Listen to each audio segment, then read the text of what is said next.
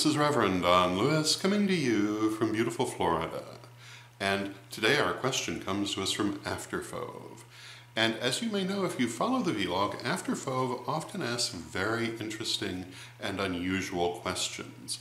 And very frequently these questions deal with seemingly mundane topics which have metaphysical applications, which is the case with the question today.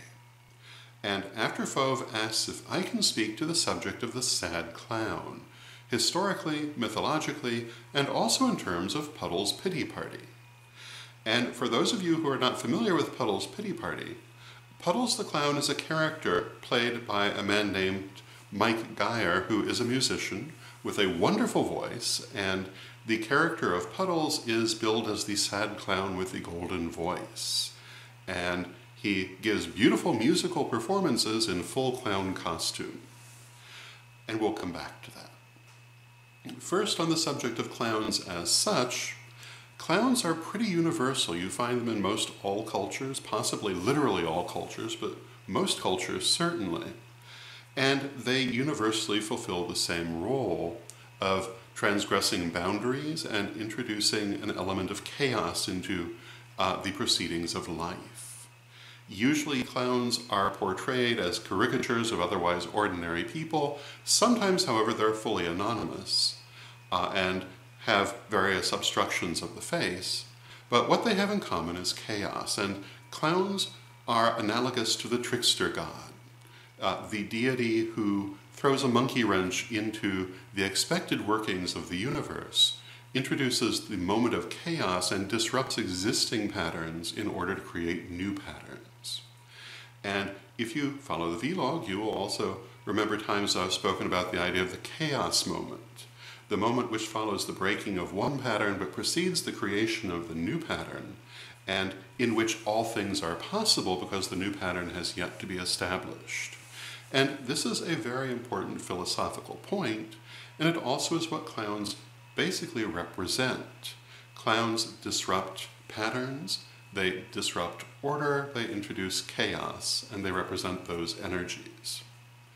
And again, you find them pretty much all over the world, and very frequently they are used to bring up subjects that are not otherwise generally discussed, because in the context of humor and chaos, otherwise transgressive subjects such as politics and religion can be lampooned in order to make social criticism of them, and that is very often the role of the clown.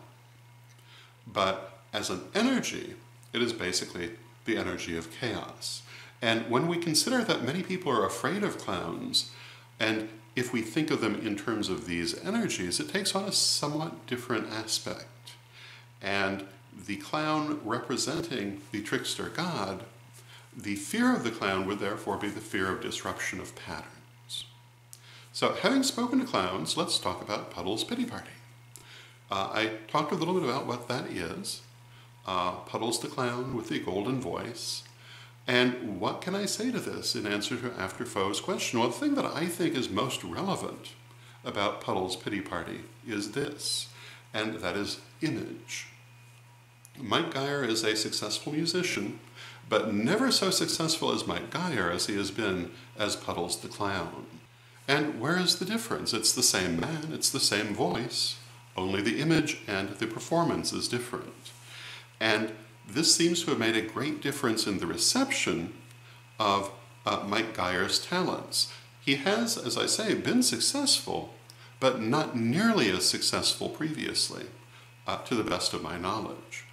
Puddles, however, seems to have crossed a great many borders very quickly and brought a much larger fan base to Geyer's work. And if you ask me, I think that the reason that this particular image has had that effect is that it's a very accessible image. Puddles is a sad clown who is asking for sympathy, and people want to give it. I think that it makes for a very accessible, very sympathetic character.